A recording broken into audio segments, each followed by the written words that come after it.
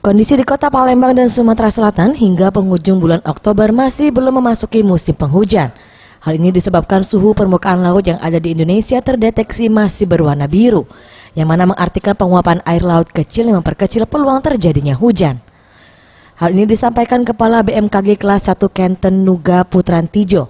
Selanjutnya dia juga memprediksi peluang hujan di Sumsel akan mulai terjadi di tanggal 27 hingga 30 Oktober 2019.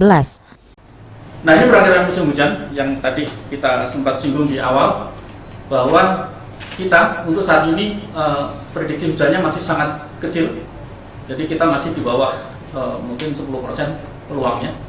Jadi di bawah 50 mm. Artinya masih cukup kering di wilayah Sumatera Selatan. Kemudian ini bulan dasarian 3 Oktober untuk saat ini ya, ini adalah dasarian 3 minggu terakhir bulan-bulan Oktober. Nah, ini masih cukup kecil peluang hujannya.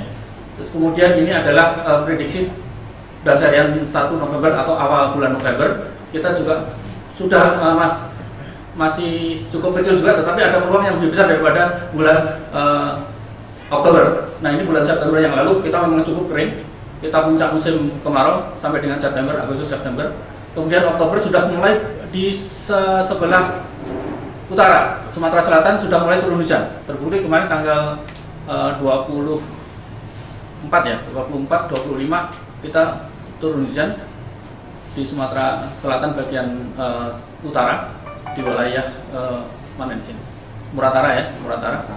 Nah, kemudian nanti akan meningkat November, Desember, Januari dan Februari seperti itu. Kita 6 bulan ke depan.